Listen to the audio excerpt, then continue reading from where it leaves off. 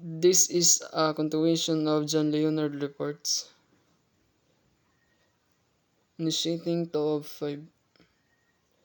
Ang larawan ay nagpapakita ng isang stakeholder register particular na may label na Table 34 na isang dokumento na ginagamit sa project management upang tukuyin at isaayos ang mga pangunahing individual o grupo stakeholders na kasangkot sa isang proyekto. Kabilang dito si Joey Fleming ay isang CEO. Tapos si Erica Bill naman ay PMO Director. Si Michael Chen naman ay Senior Consultant. Si Kim Pong, Business Analyst. And si Louis Miles, PR Director.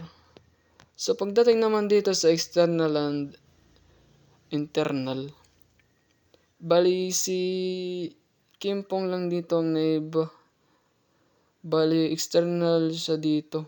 Tapos sila Joey Fleming ay internal. Tsaka si Regabil naman internal. Ang register na ito ay tumutulong sa mga project manager upang ito ay maunawaan kung sino ang mga stakeholder, ang kanilang mga papel at kung paano sila epektibong makipag-usap na tinitiyak na ang lahat ng may katuturang partido ay may kaalaman at kasangkot sa buong proyekto. Initiating 3 of 5. Ang larawan ay nagpapakita ng Table 3-5 Stakeholder Management Strategy. Ito ay isang table na naglalaman ng impormasyon tungkol sa mga stakeholder at kung paano sila dapat i-manage o pangasiwaan. Halimbawa, Joey Fleming, mataas ang interes at impluwensya kaya dapat siya ay laging updated sa proyekto at siguraduhin nakikita niya ang benepisyo ng proyekto. Kay Louis Miles naman, mababa ang interes pero mataas ang impluwensya. Dapat ipakita sa kanya kung paano makakatulong ang proyekto sa kumpanya at sa kanyang resume para maging interesado siya. Ang layunin ng table na ito ay tulungan ang project manager na magplano kung paano makikipag-ugnayan sa iba't ibang stakeholder para matiyak na successful ang proyekto. Initiating 4 of 5. Drafting the project charter. Ang project charter ay isang formal na dokumento na nagbibigay pahintulot sa isang proyekto. Ito ay naglalaman ng layunin, saklaw at mga stakeholder ng proyekto.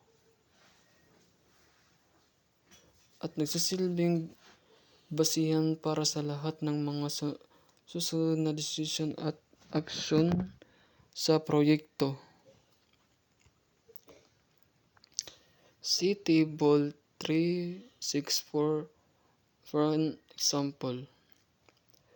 Pagdaraos ng project kick-off meeting. Ito ay isang pagpupulong ng isang isinagawa sa simula ng isang proyekto. Layunin nito nang magkita-kita ang mga stakeholder, repasuhin ang mga layunin ng proyekto at pag-usapan ang plano sa hinaharap. Kick-off meeting. Ito ay isang dokumento na naglalaman ng agenda o plano para isang kick-off meeting. Ang kick-off meeting ay isang unang meeting na ginagawa sa simula ng isang proyekto. Ang layunin na agenda na ito ay magbibigay ng gabay para sa kick-off meeting. para masigurado ng lahat ng importanteng paksa ay natatalakay at lahat ng dumalo ay may parehong pag-unawa sa proyekto. Project Planning 1 of 3. Ito ay naglalaman ng mga sumusunod na impormasyon tungkol sa pagpaplano ng proyekto. Ang pangunahing layunin ng pagpaplano ng proyekto ay upang gabayan ang pagpapatupad. Ibig sabihin, ang pagpaplano ay ginagawa upang magkaroon ng direksyon at gabay sa kung paano isasagawa ang proyekto. Bawat knowledge area ay naglalaman ng impormasyon sa pagpaplano. Tingnan ang Table 3.7. Pinapahiwatig nito na ang iba't ibang aspeto ng proyekto ay may kani-kanilang mga plano.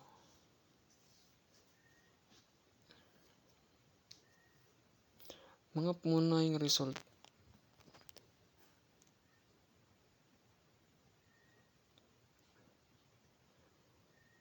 Team contract, kasunduan ng grupo. Pahayag ng saklaw ng proyekto.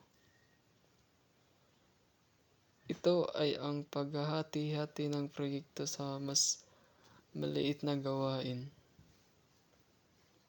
Project schedule in the form of Gantt chart with all dependencies and resources entered. Schedule ng proyekto na ginagamit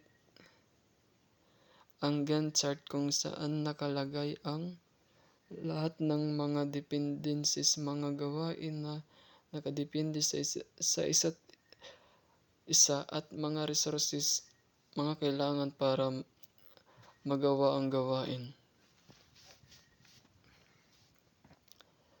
List of prioritized part of a register. Listahan ng mga panganib na binigyan ng prioridad bahagi ng register. Tingnan ang mga halimbawang dokumento. Sa madaling salita, ang slide nito ay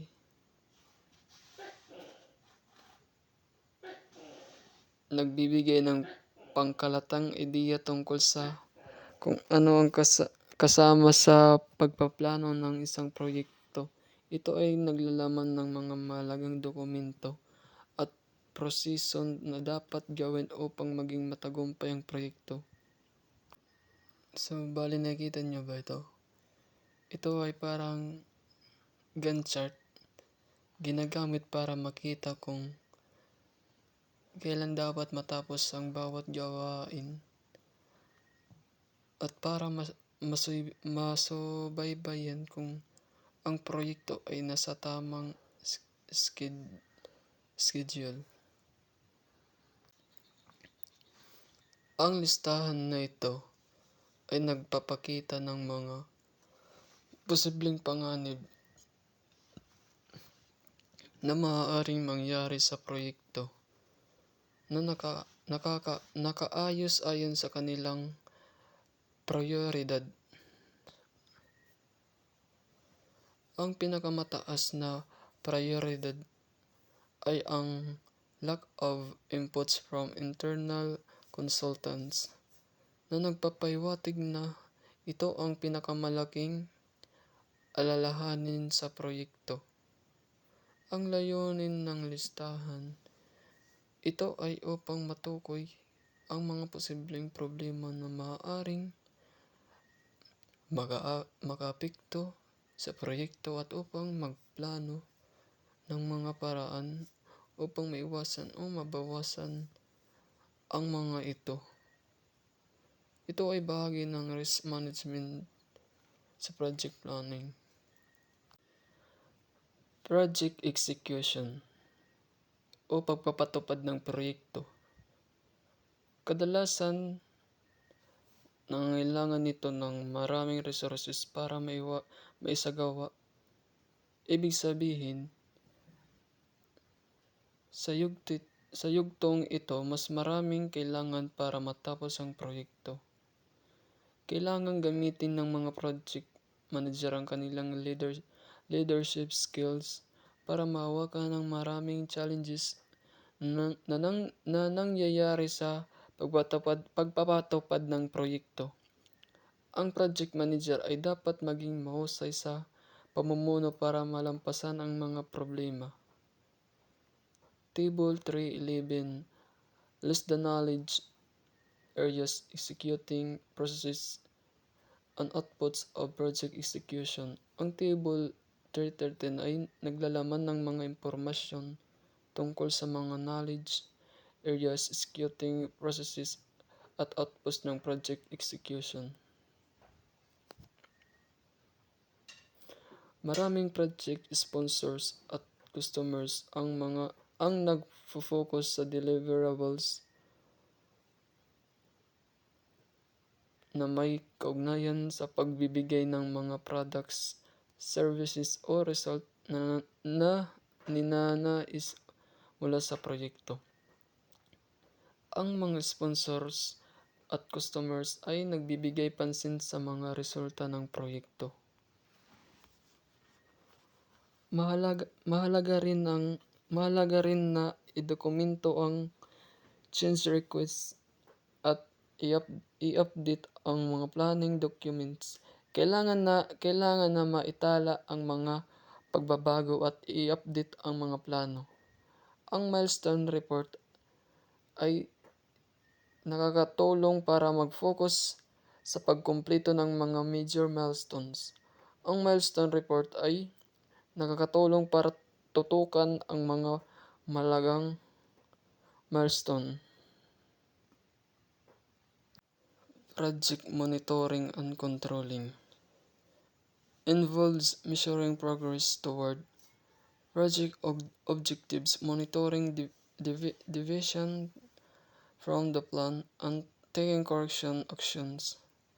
Ito ay nangangahulugan ng pagsukat sa pag-unlad ng proyekto patungo sa mga layunin nito. Pagsubaybay kung may pagkakaiba sa plano at paggawa ng mga aksyon para itama ito. Affects all other process groups and occurs during all phases of the project life cycle. Ito ay nakakaapekto sa lahat ng iba pang grupo ng proseso at nangyayari sa lahat ng yugto ng proyekto. Outputs include performance reports, change requests, and updates to various plans. Ang mga resulta nito ay kinabibilangan ng mga ulat sa performance, mga kahilingan sa pagbabago at mga pag-update sa iba't ibang plano. See Table 313.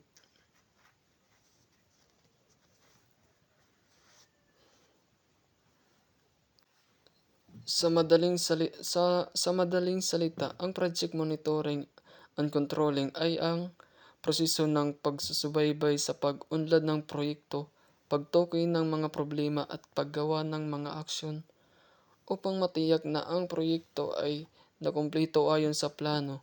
Ito ay ginagawa sa buong buhay ng proyekto. Project closing o pagsara ng proyekto. First column, ito ay nangangahulugan ng pagkuha ng pagtanggap ng mga stakeholder at customer sa mga huling produkto at serbisyo. Second column, kahit na hindi natapos ang mga proyekto, dapat pa rin itong isara upang matuto mula sa nakaraan. And third, ang mga resulta nito ay maaaring kabilang ng mga project, files at mga ulat ng mga aral na natutunan.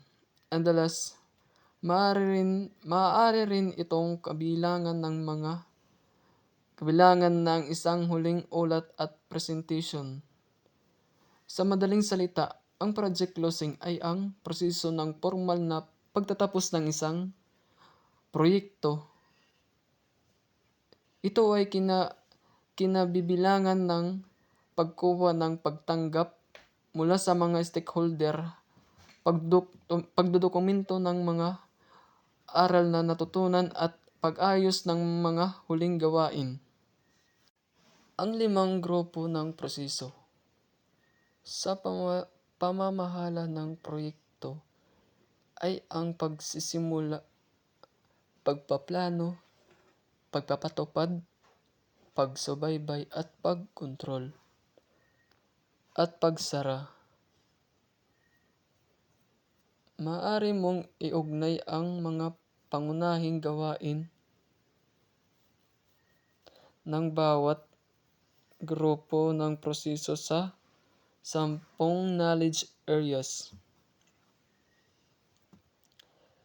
Ang ilang mga organisasyon ay bumubuo ng kanilang sariling mga pamamaraan sa pamamahala ng proyekto. So sa madaling salita, ang slide na ito ay nagbibigay ng pangkalahatang buod ng mga pangunahing konsepto ng pamamahala ng proyekto na tinatalakay sa kabanata. Ito ay nagbibigay diin sa 5 grupo ng proseso. Ang kalagahan ng pag-uugnay ng mga gawain sa knowledge areas at ang kakayahan ng mga organisasyon na bumuo ng kanilang sariling mga pamamaraan. Thank you.